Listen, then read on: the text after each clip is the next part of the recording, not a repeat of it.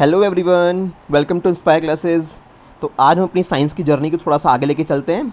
हम लोगों ने लास्ट सेशन तक फिज़िक्स में अपना चैप्टर नंबर 1 इलेक्ट्रिसिटी पूरा कर लिया था। इलेक्ट्रिसिटी वाले चैप्टर के अंदर बहुत सारी बातें आपको जानने को मिली थी, जस्ट लाइक इलेक्ट्रिक पावर का मीनिंग क्या होता है, इलेक्ट्रिक करंट क्या होती है, पोटेंशियल डिफरेंस क्या होता है, and a lot of things were there. Resistance क्या होता है, बहुत कुछ तुम्हें समझाया था। कोशिश करी थी कि उस चीज़ को रियल लाइफ से कनेक्ट करके भी तुम समझ सको। ठीक है, तो आज हम अपना फिजिक्स का चैप्टर नंबर 2 जो है magnetic effect of electric current, जो पूरा मैग्नेटिज्म के ऊपर बेस्ड है, उसको शुरू करने वाले हैं। उससे पहले एक बार अपना कोर्स स्ट्रक्चर देख लेते हैं क्या क्या है। तो टोटल 5 चैप्टर्स हमारे सिलेबस में हैं। इलेक्ट्रिसिटी को हम लोग पूरा पढ़ चुके हैं। Magnetic effect of electric current हम शुरू करने वाले हैं। ठीक है, उसके बाद चैप्टर नंबर 3 देखोगे, सोर्सेज ऑफ एनर्जी। यहाँ पे आपको डिफरेंट टाइप की एनर्जी रिसोर्स देखने को मिलेंगे। कन्वेंशनल, नॉन कन्वेंशनल कैसे होते हैं, क्या क्या यूज़ कर रहे हैं, क्या क्या पॉसिबिलिटीज़ हैं, उनसे क्या नुकसान हो सकता है। बहुत कुछ ऐसा है जो तुम्हारी बुक्स में तुम्हें नहीं मिलेगा और मैं तुम्हें बताऊंगा कि हाँ इतना कुछ भी होता है। चाहे हम किसी भी चैप्टर की बात करें, बुक से बियॉन्ड करके उस चैप्टर को हम पढ़ेंगे। इसके अलावा लाइट की जब बात करेंगे तो यहाँ पे हमें रिफ्लेक्शन और रिफ्रैक्शन नाम की 2 बेसिक से फिनोमेना देखने को मिलेंगी, जिनमें हम लोगों को मिरर और लेंसेज के बारे में जानने को मिलेगा। और लास्ट में जो हमारा चैप्टर होगा उसमें हम ह्यूमन आई की स्ट्रक्चर देखेंगे, कौन कौन से डिफेक्ट उसमें पॉसिबल होते हैं, क्या क्या पॉसिबिलिटीज़ हैं, lot of things were there. इसके अलावा कलरफुल वर्ल्ड वाला जो सेक्शन होगा, यहाँ पे रेनबो फॉर्मेशन कैसे होता है, स्टार ट्विंकल क्यों करते हैं। इसके अलावा सनसेट और सनराइज़ के टाइम पे जो हमें सन है वो रेडिश अपीयरेंस क्यों नज़र आता है। तो बहुत कुछ ऐसी चीज़ें हैं जो आपको इस चैप्टर में जानने को मिलेंगी। मतलब ओवरऑल पूरा फिजिक्स का पोर्शन बहुत ज़्यादा इंटरेस्टिंग है ना। बड़ा मज़ा आएगा अगर आप मन लगा के इन चीज़ों को पढ़ोगे तो। ठीक है, तो चलो शुरू करते हैं आज से हम चैप्टर नंबर 2। तो चैप्टर नंबर 2 हमारा है magnetic effects of electric current. उसमें हम लोग अपना आज लेक्चर नंबर 1 कवर करेंगे। देखो यहाँ पे आपको दिखाई भी दे रहा है, ये हमारी हॉर्स शू टाइप की मैग्नेट है। इस तरह की जो यू शेप की मैग्नेट होती है इसे हॉर्स शू मैग्नेट बोलते हैं। ये एक परमानेंट मैग्नेट है। सिखाऊंगा आगे क्या क्या होता है। ये हमारे पास हमारी कंपस है ना। कंपस के अंदर ये कंपस निडल होती है, मैग्नेटिक निडल होती है। जो इसके अंदर निडल है ये मैग्नेट की बनी हुई होती है और ये हमारा कंपस है। बहुत ज़्यादा यूटिलाइज़ किया जाता था इसका, आज के टाइम में भी काफ़ी यूज़ करते हैं हम लोग। डायरेक्शन के बारे में अगर एग्जैक्ट नॉलेज चाहिए तो हम लोग कंपस का यूज़ करते हैं। आज के टाइम में तो खैर मोबाइल में एप्लीकेशंस भी आ चुकी हैं, कंपस के नाम से एप्लीकेशन आती हैं। तो ऑलरेडी जो ओवरऑल डेटा है वहाँ पे कोड कर रखा है। वो कोडिंग भी तो किसी चीज़ को बेस बना के की गई होगी, तो उसके लिए भी बेसिक नॉलेज होनी बहुत ज़रूरी है। तभी आप कोड करके उस तरह की एप्लीकेशन डेवलप कर सकते हो। तो ऐसा नहीं है कि सर अब तो एप्लीकेशन आती है, कंपस कौन यूज़ करता है। ना जी, अभी भी बहुत सारी चीज़ों में ऐसा है कि वहाँ पे आपकी एप्लीकेशंस काम नहीं करेंगी, वहाँ पे आपको कंपस का ही यूज़ करना पड़ेगा। नेवी भी आज के टाइम पे बहुत सारी चीज़ों में अभी भी कंपस का यूज़ करती है ना। बहुत सारे लोग जो माउंटेनियरिंग के लिए जाते हैं या फिर किसी पर्टिकुलर फॉरेस्ट में अगर वो खो गए हैं तो वहाँ पर भी वो कंपस साथ में रखते हैं, सो दैट उन्हें डायरेक्शन के बारे में सही से पता लग सके। तो आज भी कंपस का अपने आप में एक बहुत मेजर रोल होता है। ठीक है, तो कहानी जहाँ से शुरू हुई थी उसके बारे में देखते हैं। उससे पहले सिलेबस और देख लो, क्योंकि बहुत ज़रूरी है किसी भी चैप्टर को पढ़ने से पहले, चाहे आप किसी भी सब्जेक्ट में पढ़ रहे हो, आपको सबसे पहले ये पता होना चाहिए कि जो एग्ज़ाम हम देने जा रहे हैं उस एग्ज़ाम में इस चैप्टर में क्या क्या टॉपिक्स मेंशन किए गए हैं।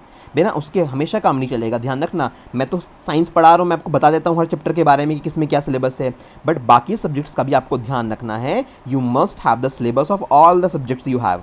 ठीक है, सो दैट तुम्हें पता चले कि एग्जैक्टली पढ़ क्या रहे हो। ब्लाइंड होके पढ़ना नहीं चाहिए, सीधा ब्लाइंड हो कि बस हाँ जो पढ़ाया जा रहा है सबको पढ़ते रहिए। यू मस्ट नो दैट कि क्या चीज़ पढ़नी है और क्या चीज़ छोड़नी है। ठीक है, तो सिलेबस की बात करें, काफ़ी अच्छा खासा लंबा चैप्टर है, बहुत कुछ इसमें सीखने को मिलेगा। 2 पोर्शन में ओवरऑल मैं इस चैप्टर को मानता हूँ। एक तो यहाँ तक इलेक्ट्रिक मोटर तक का जो पोर्शन आपका चलेगा, ये पूरा एक सेक्शन है अपने आप में। उसके बाद जब कहानी चलेगी ईएमआई से, यानी इलेक्ट्रोमैग्नेटिक इंडक्शन से जब कहानी स्टार्ट होगी, तो यहाँ से पूरी कहानी अलग बदल जाएगी, जहाँ पे आपको जनरेटर के बारे में पढ़ाया जाएगा, है ना। इलेक्ट्रिक जनरेटर कैसे वर्क करता है। और उसके बाद अल्टरनेटिंग करंट और डायरेक्ट करंट के बेसिक्स बताए जाएंगे कि एसी करंट क्या होती है, डीसी क्या होती है। बहुत कुछ ऐसा है, मैंने आपको कहा है आपकी बुक्स में नहीं मिलेगा, मैं आपको बता दूंगा वो बातें भी कि हाँ ये भी पॉसिबिलिटीज़ होती हैं। ठीक है, इसके अलावा हमारे पास डोमेस्टिक इलेक्ट्रिक सर्किट आएंगे कि घर के अंदर किस तरह से डिस्ट्रीब्यूशन हो किया जाता है इलेक्ट्रिसिटी का, मतलब फिटिंग कैसे की जाती है घर के अंदर। वो सारी बेसिक बातें आपको यहाँ जानने को मिलेंगी। शॉर्ट सर्किटिंग का क्या मतलब होता है, कैसे लोग बाग बोलते हैं कि शॉर्ट सर्किट हो गया था तो आग लग गई, तो वो कैसे होता है एग्जैक्टली, उसके पीछे क्या बेसिक फिनोमेना है उस चीज़ को भी आपको डोमेस्टिक इलेक्ट्रिक सर्किट वाले पोर्शन में जानने को मिलेगा। ओवरलोडिंग होता है एक फिनोमेना, वो उसका क्या मतलब है, अर्थिंग से क्या मतलब है, बहुत कुछ है जो क्लैरिटी के साथ तुम्हें बातें समझ में आ जाएंगी। बस तुम स्टूडेंट्स पढ़ने वाले होने चाहिए कि अगर आपका मन पढ़ने में लगेगा अच्छे से तो कोई इशू नहीं है, तुम्हें सब कुछ समझ में आएगा। तो जब भी पढ़ाई के लिए बैठो तो आराम से अपना बिल्कुल रिलैक्स होके बैठिए कि हाँ हमें कुछ नया सीखना है। अगर जब तक तुम्हें ये लगेगा कि भाई पढ़ाई बोझ है, ये एक बहुत बड़ा बर्डन है, तब तक कुछ भी नहीं सीख पाओगे, उसमें सिर्फ तुम अपना टाइम वेस्ट कर रहे हो, उससे और कोई फ़ायदा नहीं है। तो हमेशा एक इंटरेस्टिंग वे में चीज़ों को लेके चलिए सो दैट उसको पढ़ने में मज़ा भी आए, है ना। सिर्फ इस पॉइंट ऑफ व्यू से नहीं कि हाँ पढ़ना पड़ रहा है क्योंकि एग्ज़ाम देने हैं, ये कोई बात नहीं होती कि भाई पढ़ना पड़ रहा है एग्जामिनेशन पॉइंट ऑफ व्यू के लिए। ऐसे पढ़ो कि चीज़ों को तुम्हें पढ़ने में भी मज़ा आए और एग्ज़ाम भी अपना आप क्रैक हो जाएगा, फिर तो कोई इशू ही नहीं है, डबल फ़ायदा हो जाएगा वहाँ तो खैर चलो स्टार्ट करते हैं आज की कहानी। देखो भाई ये मैग्नेटिक फील्ड पे डायरेक्ट नहीं आ सकते। आप कहोगे सर मैग्नेटिक फील्ड से कहानी है तो टॉपिक पहला यही होगा ना।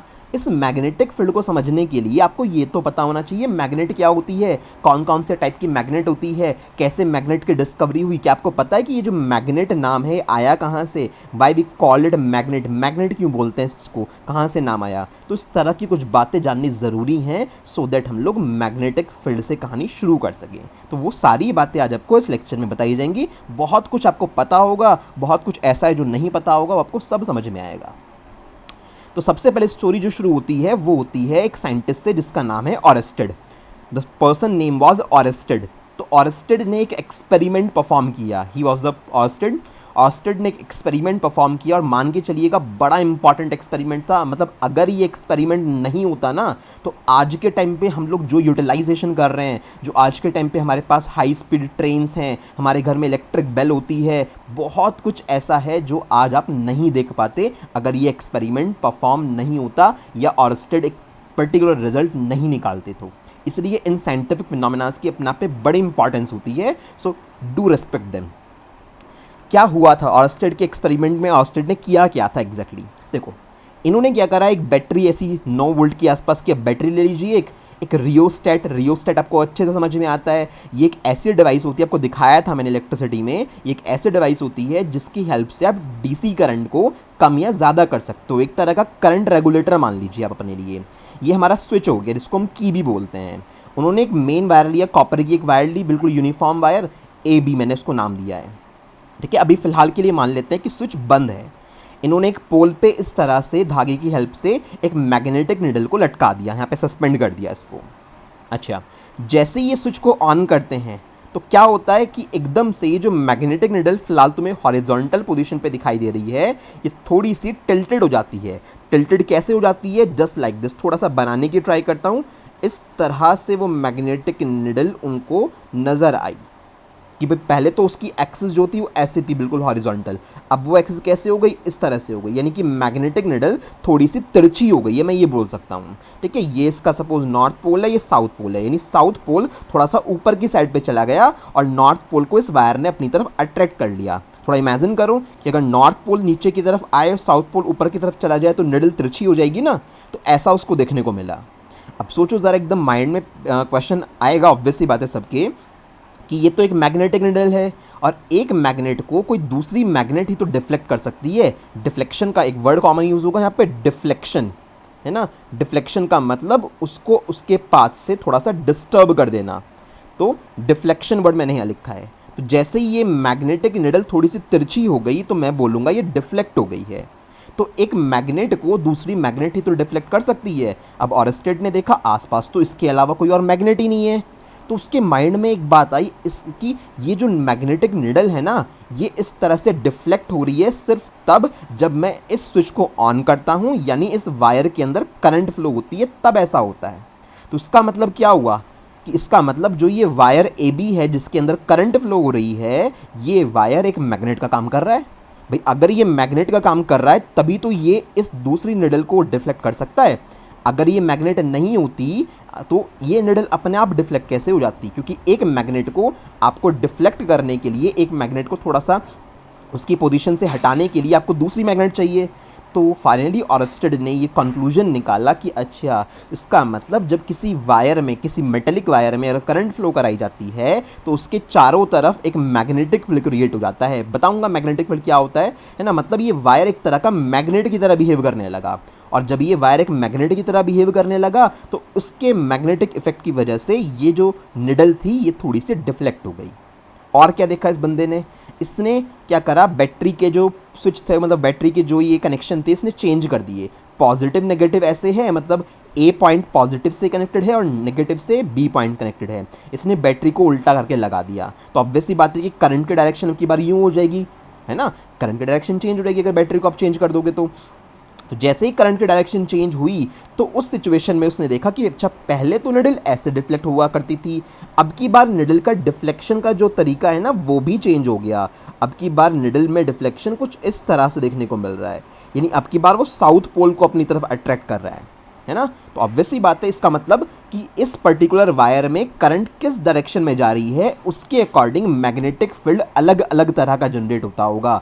यानी कि एक बार करंट ए से बी की तरफ जा रही थी तो उस सिचुएशन में इसने नॉर्थ पोल को अपनी तरफ अट्रैक्ट करा, और जब करंट बी से ए की तरफ जा रही थी तो उसने साउथ पोल को अपनी तरफ अट्रैक्ट करा।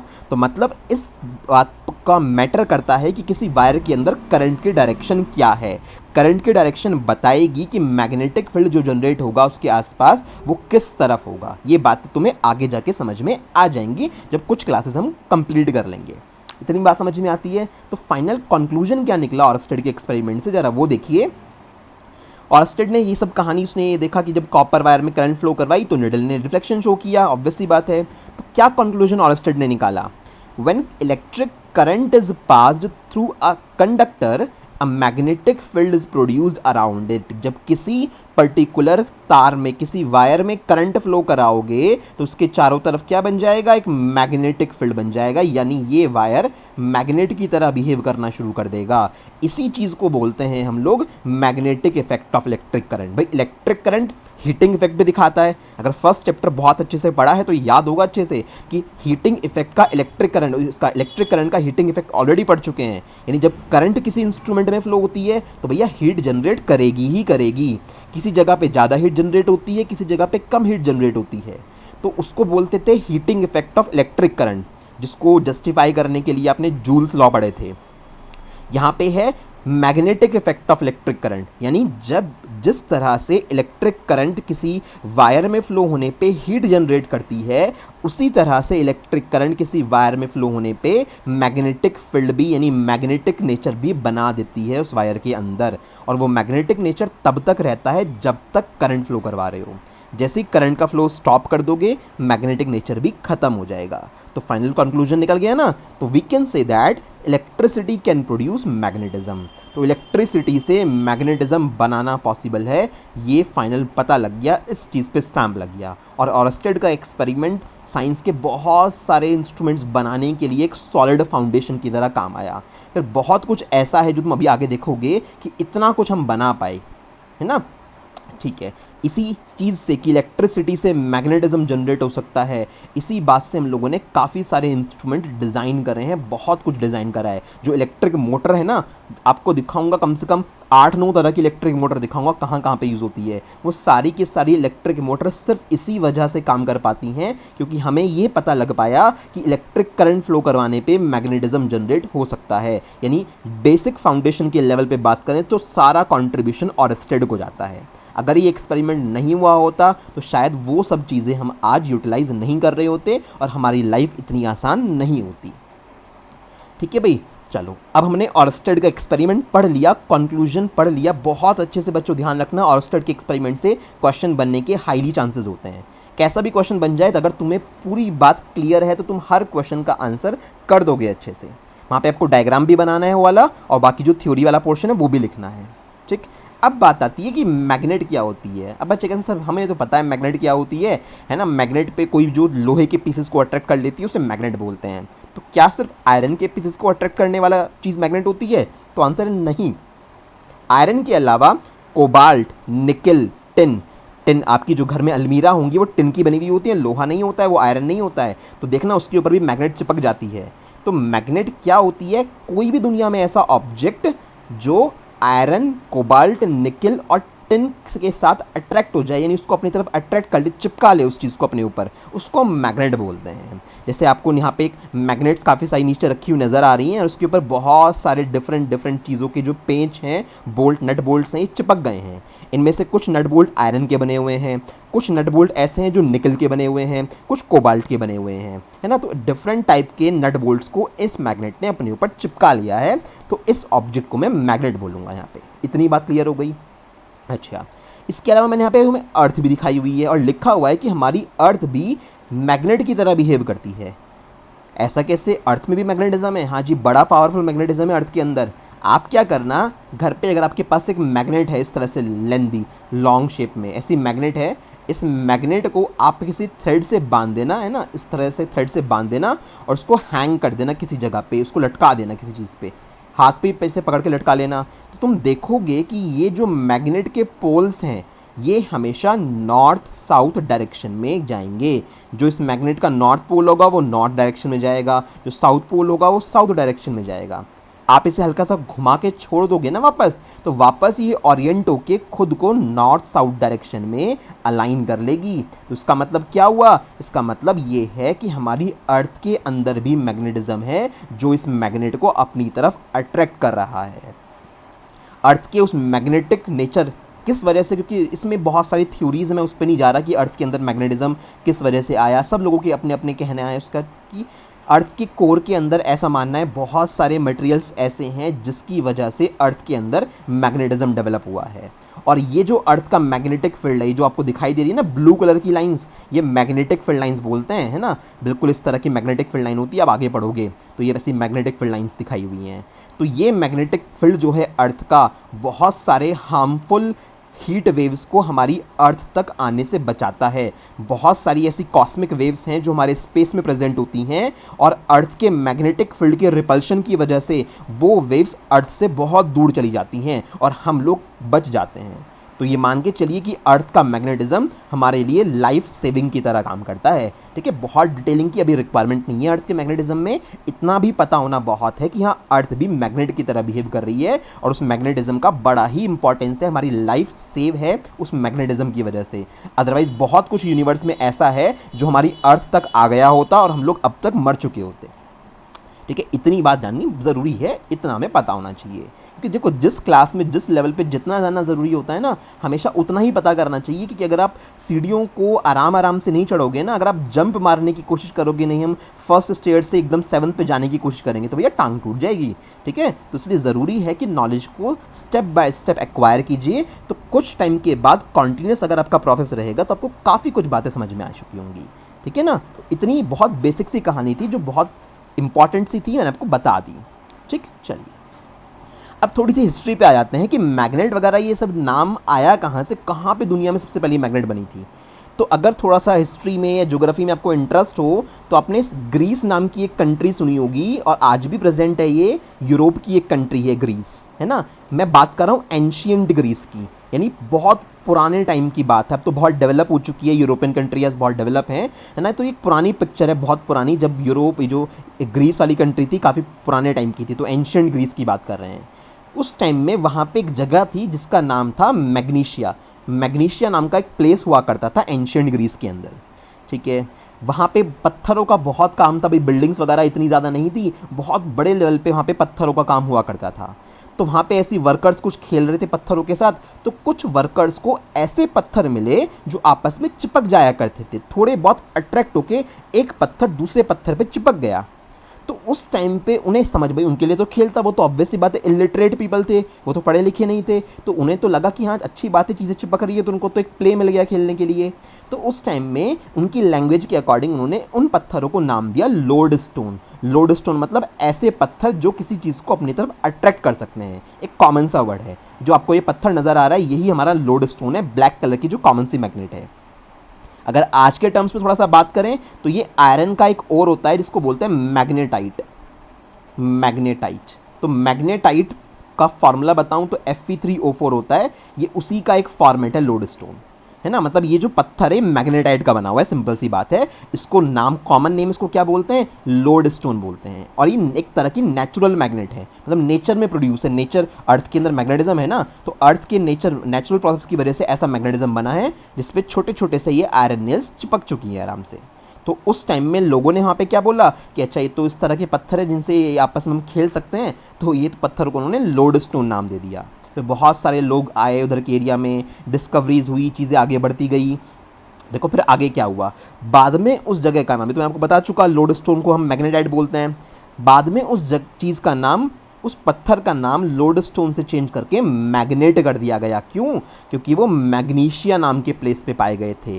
तो हिस्टोरिक इंपॉर्टेंस रखने के लिए उस चीज़ की कि इस तरह के अट्रैक्टिंग प्रॉपर्टी वाले पत्थर सबसे पहले मैग्नीशिया नाम की जगह पे मिले थे, तो उन पत्थरों को क्या कहा जाने लगा, मैग्नेट बोलने लगे लोग। और ये मैग्नेट नाम वहीं ग्रीस के इस मैग्नीशिया डिस्ट्रिक्ट से ही आया है, जिसे हम आज भी मैग्नेट के नाम से, या पूरी दुनिया इनको मैग्नेट के नाम से जानती है। तो होप कि आपको बेसिक हिस्ट्री समझ आई होगी कि ये मैग्नेट नाम आया कहाँ से है। ठीक है, तो ये जानना ज़रूरी है, सिर्फ मार्क्स के पीछे मत भागा करो। जब चीज़ों को पढ़ने में मज़ा आएगा ना, तभी चीज़ें बनेंगी। ठीक है, चलो अब थोड़ी सी बात करते हैं कि मैग्नेट्स के कितने टाइप होते हैं, कौन कौन सी मैग्नेट्स होती हैं। तो जनरली बात करें एक ब्रॉड लेवल पे, तो दो तरह की मैग्नेट्स होती हैं। एक को नेचुरल मैग्नेट्स बोलते हैं, जो नेचर में पाई जाती हैं। अभी हमने कुछ नहीं करा, नेचर के अंदर जो खुदाई होती है, जो माइनिंग की जाती है, वहाँ पे कुछ ऐसे पत्थर मिलते हैं जिन्हें हम नेचुरल मैग्नेट बोल देते हैं। कुछ ऐसे हैं कि फिर इन नेचुरल मैग्नेट की प्रॉपर्टीज़ को स्टडी करके इंसानों ने आर्टिफिशियल मैग्नेट बना दी। तो ये आर्टिफिशियल मैग्नेट इंसानों ने बनाई है, ऑब्वियस सी बात है, अपने पर्पज़ के लिए, अपने बहुत सारे यूजेस के लिए, जिन्हें आप आज देखोगे। मैं आपको दिखाऊंगा कि कहाँ कहाँ पे हम लोगों ने आर्टिफिशियल मैग्नेट को यूज़ कर लिया और कितना कुछ बना लिया इंसान ने आज। तो नेचुरल मैग्नेट की थोड़ा नुकसान की बात क्या है कि भाई ये इरेगुलर होती है। भाई पत्थर तो ऐसे ही होंगे ना, अजीब से साइज़ के, टूटे फूटे, किसी भी इरेगुलर शेप और साइज़ में मिलेंगे तुम्हें। उनका जो मैग्नेटिक स्ट्रेंथ होगा वो ऑब्वियसली बात है बहुत वीक हुआ करता था, बहुत वीक मैग्नेटिक स्ट्रेंथ था। मतलब दो पत्थर आपस में चिपके हुए हैं, हल्का सा ताकत लगा और छूट जाएंगे। एग्जाम्पल के तौर पर बता चुका हूँ, नेचुरल मैग्नेट का सबसे सिंपल एग्जाम्पल है लोडस्टोन। ठीक है, अब मेन बात करते हैं कि इनकी प्रॉपर्टीज़ को साइंटिस्ट ने स्टडी करके आर्टिफिशियल मैग्नेट्स बनानी शुरू कर दी। आर्टिफिशियल मैग्नेट क्योंकि हम बना रहे हैं तो हमारी मर्जी है किसी भी शेप और साइज़ में बनाएं, तो मल्टीपल शेप और साइज़ अवेलेबल कराई जा सकती हैं आर्टिफिशियल मैग्नेट्स के लिए, और हम उसकी मैग्नेटिक स्ट्रेंथ को बहुत ज़्यादा इंक्रीज़ कर सकते हैं। तो ऐसी मैग्नेट्स हमने आज बनाई हैं जो tons of, you can say tons का वेट उठा सकती हैं। एक टन में 1000 किलो होते हैं, ऐसे कई थाउजेंड्स ऑफ केजी का वेट आज के टाइम में मैग्नेट्स उठा सकती हैं। इतनी पावरफुल मैग्नेट इंसान बना चुका है। बहुत कुछ आज है दिखाने को, बहुत कुछ धीरे धीरे आता रहेगा। बड़ा इंटरेस्टिंग वे में चैप्टर कब खत्म हो जाएगा पता भी नहीं लगेगा तुम्हें, और बहुत कुछ तुम्हें जानने को मिलेगा। चलिए अभी देखो, नेचुरल मैग्नेट की कहानी तो यहीं खत्म हो गई। आर्टिफिशियल मैग्नेट का इंट्रोडक्शन यहाँ दिखाया, इसी के नीचे एरो बना के आगे इसके दो पार्टीशन और करा रखे हैं मैंने नेक्स्ट स्लाइड में, कि आर्टिफिशियल मैग्नेट को फर्दर दो तरह से क्लासिफाई किया है।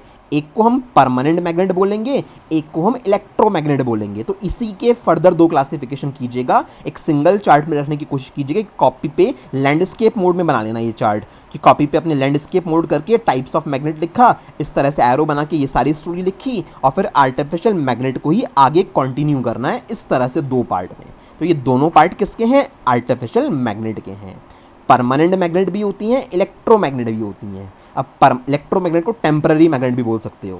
टेम्पररी क्यों? क्योंकि इलेक्ट्रोमैग्नेट मतलब इलेक्ट्रिसिटी फ्लो करा के मैग्नेट बनाई गई है। देखो सोलेनॉइड और टॉरॉइड दो कॉमन सी चीज़ हैं जिन्हें हम लोग इलेक्ट्रोमैग्नेट के नाम से जानते हैं।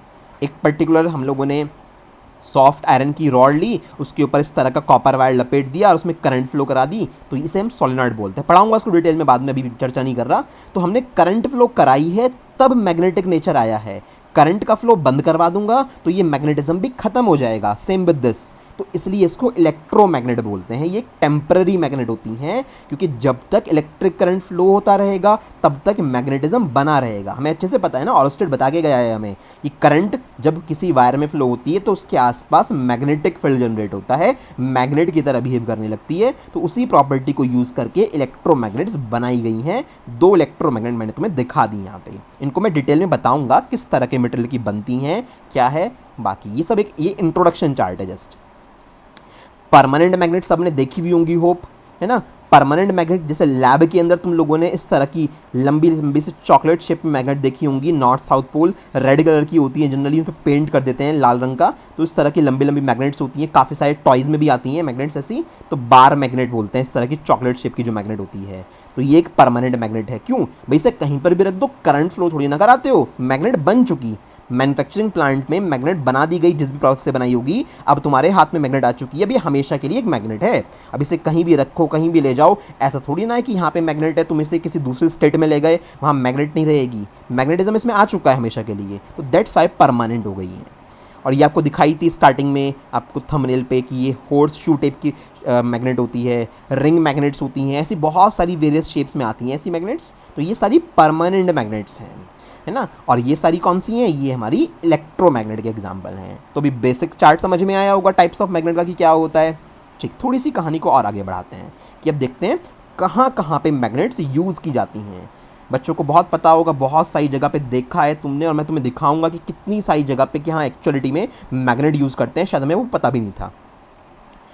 इलेक्ट्रिक मोटर और जनरेटर। इलेक्ट्रिक मोटर आपके घर में जहाँ जहाँ भी रोटेटिंग मशीन्स हैं, चाहे आपका घर का एसी हो, एयर कंडीशनर में तो जो बाहर वाली यूनिट होती है उसका फ़ैन रोटेट करता है, कूलर हो, आपका फ़ैन हो, आपकी वॉशिंग मशीन हो, कुछ भी जहाँ रोटेशन का काम हो रहा है वहाँ पे इलेक्ट्रिक मोटर होती है। घर में सबमर्सिबल है, नॉर्मल मोटर है, जिसे इलेक्ट्रिक पंप बोलते हो, पानी ऊपर भरने का काम करते हैं, वो सब कुछ इलेक्ट्रिक मोटर ही तो है। तो जहाँ पर भी इलेक्ट्रिक मोटर की बात आएगी या जनरेटर की बात आ जाएगी, उन सब के अंदर मैग्नेट्स हैं, अलग अलग टाइप की, अलग अलग शेप की मैग्नेट्स हैं। मैग्नेटिज्म अपने आप में पूरा एक सब्जेक्ट ऐसे मान लो, तो इनके अंदर भी मैग्नेट यूज़ होती है। समझ में आ रही है बात। देख लीजिए डायग्राम्स थोड़े थोड़े से।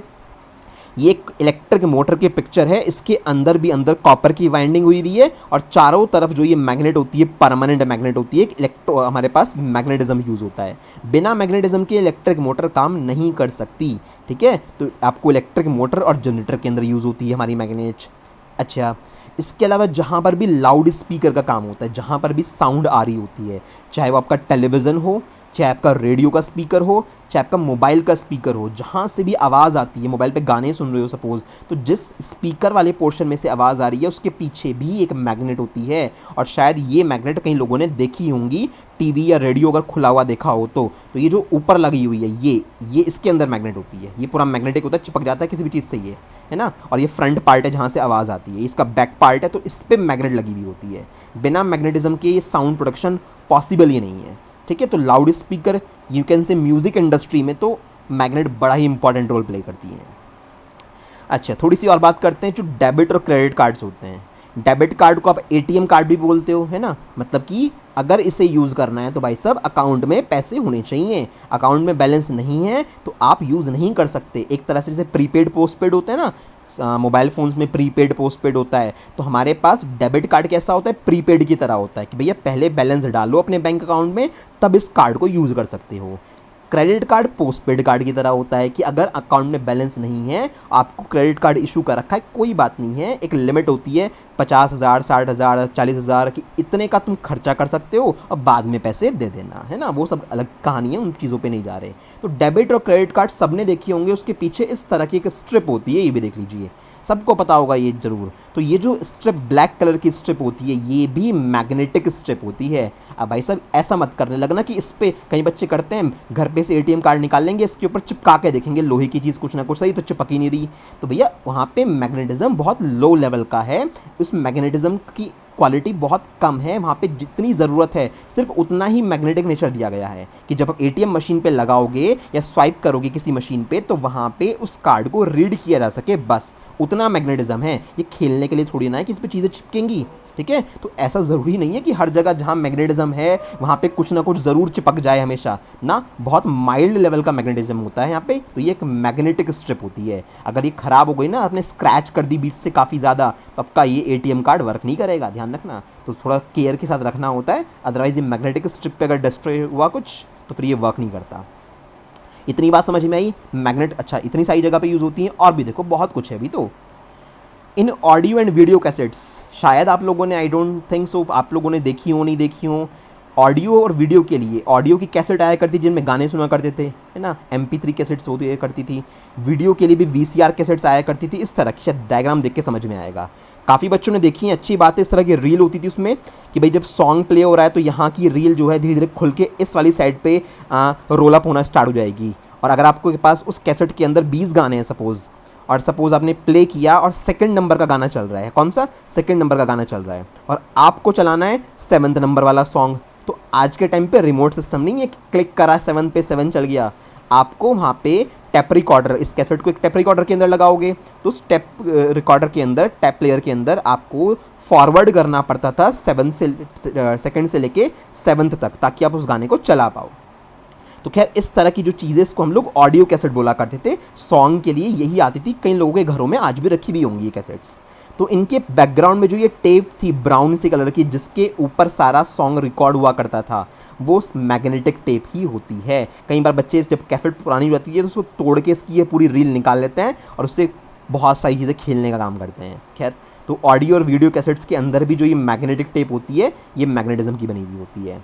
इसके अलावा कंप्यूटर्स की हार्ड डिस्क, मॉडर्न वे में बात करें तो हार्ड डिस्क तो आज भी यूज़ होती हैं। पहले कंप्यूटर में फ्लॉपी ड्राइव भी यूज़ हुआ करती थी, अब पेन ड्राइव जब से आ गई है तो फ्लॉपी ख़त्म हो गई, बट हार्ड डिस्क आज भी कंप्यूटर के अंदर आती है। ये परमानेंट स्टोरेज डिवाइस होती है, लाइक 1 TB की हार्ड डिस्क, 500 GB की hard disk, external hard disk भी आती हैं। तो ये परमानेंट स्टोरेज डिवाइस होती हैं जहाँ पे डेटा स्टोर किया जाता है। तो ये भी मैग्नेटिक नेचर की बनी हुई होती है, इनके अंदर भी सारा डेटा मैग्नेटिक फॉर्मेट में स्टोर होता है। तो एक कॉमन सा एक डायग्राम है हार्ड डिस्क का। कैसे काम करती है वो सब भाई कंप्यूटर साइंस नहीं पढ़ा रहा हूँ कि हार्ड डिस्क कैसे रीड एंड राइट करती है। ये ऐसी हार्ड डिस्क होती है और ये भी मैग्नेटिक नेचर की होती है। इसके अंदर भी डिफरेंट मैग्नेटिक लेयर होती हैं जिनमें डेटा स्टोर होता है परमानेंट वे में, ठीक है। और उसके अलावा रेफ्रिजरेटर का डोर, हमारे घर में जो फ्रिज होता है, फ्रिज के दरवाजे में भी तो मैग्नेट होती है, और इलेक्ट्रिक बेल के अंदर भी मैग्नेट होती है। इसको मैं बाद में दिखा दूंगा आगे जब पढ़ाऊंगा कि इलेक्ट्रिक बेल जो होती है कि आप घर में इलेक्ट्रिक बेल प्रेस करी तो एकदम से साउंड प्रोड्यूस होती है, तो उसके अंदर भी मैग्नेटिज्म होता है। ये आपकी फ्रिज की जो साइड में बेल्ट होती है, इसके अंदर भी मैग्नेटिक नेचर होता है, तभी तो डोर आसानी से चिपक जाता है उसके ऊपर। तो यहाँ भी मैग्नेटिज्म यूज़ होता है। तो देख लो मैग्नेट के कितने सारे यूज़ हैं जो डे टू डे लाइफ में यूज़ करते हो, बहुत ज़्यादा इंपॉर्टेंट चीज़ें। और देखिए और भी यूजेस हैं। Maglev trains, now what is maglev trains, I think शायद कई बच्चों ने नहीं सुना होगा। Maglev trains stands for magnetic levitation trains. Maglev train stands for magnetic levitation trains, यानी ये ऐसी सुपर फास्ट ट्रेन है जहां पे ट्रेन ट्रैक से कुछ मिलीमीटर की गैप पे ऊपर उठ के चलेगी। यानी एक तरह से मान लो हवा में चलेगी ट्रेन, ट्रैक से कुछ mm की बात कर रहा हूँ, पूरी हवा में नहीं कि ऊपर उड़ जाएगी, कुछ mm के गैप पे ये ट्रैक से उठ के तब दौड़ती हैं। ऐसी ट्रेन्स को मैगलेव ट्रेन्स बोलते हैं। देख लीजिए ऐसी सुपरफास्ट ट्रेन किस तरह की होती हैं, ये मैगलेव ट्रेन्स हैं। ऑब्वियसली बात है हमारी कंट्री में नहीं है फिलहाल, ये मैगलेव ट्रेन चाइना के अंदर हैं और जापान के अंदर हैं। फिलहाल 2 कंट्री ऐसी हैं जो इन्हें ऑपरेट करती हैं, चाइना और जापान। और काफ़ी हाई स्पीड ट्रेन्स होती हैं, 400 kilometre per hour. Sometimes Japan के अंदर भी टेस्ट हुआ था कुछ टाइम पहले, तो वहाँ पे 600 किलोमीटर पर आवर से भी स्पीड क्रॉस कर गई थी उनकी मैगलेव ट्रेन्स की। तो यहाँ पे फ़ायदा ये होता है कि जब आपकी ट्रेन ट्रैक से हल्का सा ऊपर उठ के चलती है तो ट्रैक का जो फ्रिक्शन फोर्स है वो बच जाता है, जिसकी वजह से इन ट्रेन की स्पीड बहुत हाई फाई हो जाती है। तो ये सारा मैग्नेटिक कॉन्सेप्ट पे काम करता है, बहुत मॉडर्न वे है जहाँ पे हम लोगों ने इन्हें यूज़ किया है मैग्नेट को। तो मैग्नेट के बेसिक प्रिंसिपल पे ही पूरी ट्रेन वर्क करती है। शॉर्ट में बोलते हैं मैगलेव, मैग्नेटिक लेविएशन। लेविएशन का मतलब थोड़ा सा लिफ्ट हो जाना। अच्छा, मेडिकल साइंस में बात करें तो एक बहुत कॉमन से फिनोमेना है, MRI मशीन होती है, मैग्नेटिक रेजोनेंस इमेजिंग। बॉडी की पूरी स्कैनिंग करने के लिए इसको यूज़ किया जाता है। बॉडी के अंदर कोई डिजीज़ है तो उसका पता लगाया जाता है। इस तरह की बड़ी सी मशीन होती है, गोल सी, ये हमारी MRI मशीन है। ये स्ट्रेचर होता है, यहाँ से पेशेंट को लेटा देंगे और स्ट्रेचर इसके अंदर जाएगा, यानी आपकी बॉडी इसके अंदर पास कराई जाती है और स्कैनिंग होती है आपकी पूरी बॉडी की और उसको स्क्रीन पर देखा जाता है। तो मतलब पता लग जाता है कि बॉडी में कोई डिफेक्ट है या नहीं है। तो ये MRI मशीन्स होती हैं जो मेडिकल साइंस में यूज़ करते हैं। इसके अंदर भी हम लोग इलेक्ट्रोमैग्नेट्स यूज़ कर रहे हैं। तो मतलब मैग्नेट का तो अपने आप में इतना बड़े लेवल पे यूज़ होता है जो आप सोच भी नहीं सकते। और भी बहुत कुछ ऐसी चीज़ें हैं जब आपको दिखाऊंगा आगे कि हाँ मैग्नेट में ऐसा भी होता है जब आगे के लेक्चर्स आएंगे। खैर उतनी बात तो हम लोगों ने पढ़ ली। अब आते हैं हम अपने इस टॉपिक पे कि मैग्नेटिक फील्ड क्या होता है। मैग्नेट पढ़ लिया, कैसे मैग्नेटिज्म आई, मैग्नेटिज्म इलेक्ट्रिसिटी से मैग्नेटिज्म बना सकते हैं ऐसा भी बताया गया है ऑस्टेड के थ्रू, तो बहुत कुछ बातें पढ़ ली। Now what is magnetic field? आपने खेलने का फील्ड देखा है, प्लेइंग फील्ड।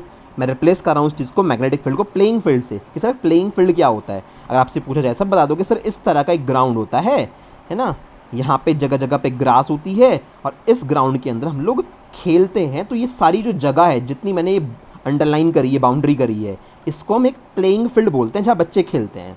भाई इसी तरह से मैग्नेटिक फील्ड होता है। बस फ़र्क इतना है कि मैग्नेटिक फील्ड के सेंटर में क्या रखी हुई है, एक मैग्नेट रखी हुई है। तो किसी भी मैग्नेट के सराउंडिंग का वो सारा एरिया जिसमें कोई दूसरी चीज़ अगर ला के रखूँगा तो उसको अट्रैक्शन या रिपल्शन फोर्स फील होगा। जैसे मैग्नेट रखी हुई है, एक बार मैग्नेट है, इसके चारों तरफ मैंने कुछ स्पेस क्रिएट किया हुआ है। इस सारे स्पेस में मैंने एक आयरन का छोटा सा टुकड़ा रखा। इस आयरन के छोटे से टुकड़े को क्या फील हो रहा होगा, एक अट्रैक्टिव फोर्स फील हो रहा होगा और ये कुछ देर के बाद ये टुकड़ा इससे जाके चिपक जाएगा। जबकि एक आयरन का पीस इस फील्ड से बाहर रखा हुआ है। क्योंकि ये इस फील्ड से बाहर रखा हुआ है, इस वजह से ये मैग्नेट इस पीस को अपनी तरफ अट्रैक्ट कर ही नहीं पाएगी। तो आई विल से दैट कि ये वाला आयरन का पीस तो मैग्नेटिक फील्ड के इनसाइड रखा हुआ है और ये वाला आयरन का पीस मैग्नेटिक फील्ड के आउटसाइड रखा हुआ है। तो ये जो सारी स्पेस है, ये जितनी भी जगह है, ये सारी जगह क्या कहलाएगी? This is called magnetic field. यानी एक ऐसा किसी भी मैग्नेट के चारों तरफ का वो एरिया जिसमें किसी दूसरी मैग्नेटिक सब्सटेंस को लाके रखने पे वो अट्रैक्ट या रेपल हो सकता है, यानी उसके ऊपर कोई फोर्स क्रिएट हो सकता है। That surrounding area is known as magnetic field. बहुत सिंपल सी चीज़ है। तो it is the space around the magnet in which the force of attraction or repulsion can be experienced by a substance।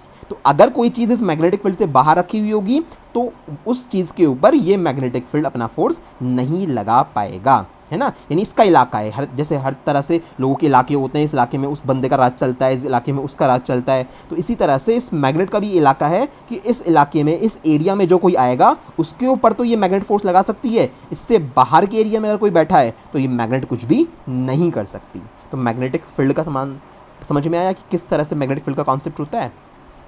अच्छा, थोड़ी सी बात और, अब अगर मैग्नेट की पावर कम है, मैग्नेट की स्ट्रेंथ कम है, तो मैग्नेटिक फील्ड भी छोटा होगा।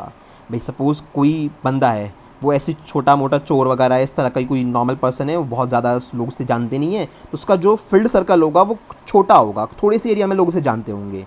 और कोई डॉन टाइप का बंदा है तो ऑब्वियसली बात है उसको बहुत बड़े एरिया में लोग जानते होंगे, बहुत बड़े एरिया में उसका इन्फ्लुएंस होगा, तो उसका मैग्नेटिक फील्ड, उसका जो फील्ड होगा वो बड़ा होगा। तो इसी तरह से अगर स्ट्रॉन्ग मैग्नेट है तो मैग्नेटिक फील्ड बड़े एरिया में होता है, यानी काफ़ी डिस्टेंस से भी वो चीज़ों को अट्रैक्ट कर लेगी। जबकि कुछ मैग्नेट इतनी वीक होती हैं कि कोई चीज़ चिपकाने के लिए उस दूसरी चीज़ को बहुत पास लाना पड़ता है, तो ऑब्वियसली बात है कि वो वीक मैग्नेट है। और जो स्ट्रॉन्ग मैग्नेट होती है वो थोड़ी सी डिस्टेंस से भी चीज़ों को चिपका लेती है, तो that is the strong magnet. तो स्ट्रॉन्ग मैग्नेट है तो बड़ा मैग्नेटिक फील्ड होगा, और अगर हमारी जो है वीकर मैग्नेट है, यानी मैग्नेटिक फील्ड इसका स्ट्रॉन्ग नहीं है, तो उस सिचुएशन में छोटे से एरिया में उसका इफेक्ट होगा। तो मैग्नेटिक फील्ड का एरिया डिपेंड करता है आपके मैग्नेट की स्ट्रेंथ पे कि आपकी मैग्नेट की स्ट्रेंथ कैसी है। ठीक है, तो इतनी बात समझ में आ गई। तो यहाँ तक मैंने आप लोगों को मैग्नेटिक फील्ड के बारे में बता दिया। अच्छा, एक बात और, कभी मैग्नेट अगर ऐसे रखी हुई है, इसके चारों तरफ का जो ये मैग्नेटिक फील्ड दिखाई देता है, किसी ने एक्सपीरियंस किया है मैग्नेट के चारों तरफ कोई चीज़ दिखाई देती है ना। Magnetic field can not be seen by eyes, आंखों से नहीं देख सकते, सिर्फ फील कर सकते हो या विजुअलाइज कर सकते हो with the help of magnetic field lines. जो फील्ड लाइंस का कॉन्सेप्ट है वो इसी पर्पज से समझाया जाता है, सो दैट हमें एक अंदाज़ा हो जाए, एक इमेजिनेशन क्रिएट हो जाए कि अच्छा इस तरह की सराउंडिंग होती होगी मैग्नेट के चारों तरफ। तो नोट में बना के मैंने ये पॉइंट लिखा हुआ है कि magnetic field can not be scene just by necked eyes, आप नेक्ड आइज से देख नहीं सकते उस चीज़ को, but it can be traced with the help of magnetic field line. But magnetic field lines का यूज़ करके हम उस चीज़ को अंडरस्टैंड कर सकते हैं, विजुअलाइज कर सकते हैं, समझ सकते हैं उस चीज़ को। तो इसीलिए मैग्नेटिक फील्ड पढ़ाने के बाद बच्चों को मैग्नेटिक फील्ड लाइंस के बारे में पढ़ाया जाता है, जिसको मैं नेक्स्ट क्लास में आपको पढ़ाऊंगा कि क्या होती हैं, क्या क्या कॉमन प्रॉपर्टीज़ होती हैं मैग्नेटिक फील्ड लाइंस की, and much more will be there. ठीक है। तो मैग्नेटिक फील्ड लाइंस एक विजुअल रिप्रेजेंटेशन, एक विजुअल वे है, क्योंकि डायग्राम्स को देख के ना चीज़ें ज़्यादा समझ में आती हैं। तो वही है कि भाई मैग्नेट के चारों तरफ तो कुछ दिखता नहीं है हम लोगों को, बट अगर एक विजुअल डायग्राम बना लिया जाए इसके चारों तरफ कुछ ऐसा, तो वहाँ पे चीज़ें अगर रिप्रेजेंट की जाएँ तो उस चीज़ को समझना आसान हो जाता है। तो इसी तरह से हम लोग मैग्नेटिक फील्ड लाइंस को देखेंगे। ठीक है बच्चों, तो आज का पहला लेक्चर, आई होप कि इसमें आप लोगों को काफ़ी कुछ चीज़ें जानने को मिली होंगी। बहुत कुछ ऐसा है कि आपको पता होगा, दैट्स गुड। जिनको नहीं पता था आज आपको पता लग गया, तो चैप्टर्स पढ़ने में बड़ा मज़ा आएगा, इंटरेस्टिंग वे में सब कुछ कवर करेंगे, है ना। बहुत बेसिक लेवल से लेके बहुत एडवांस लेवल तक चलेंगे, जितना ज़रूरी है हर लेवल का क्वेश्चन मैं आपको कराऊंगा, तो उसकी टेंशन ना लो, ठीक है।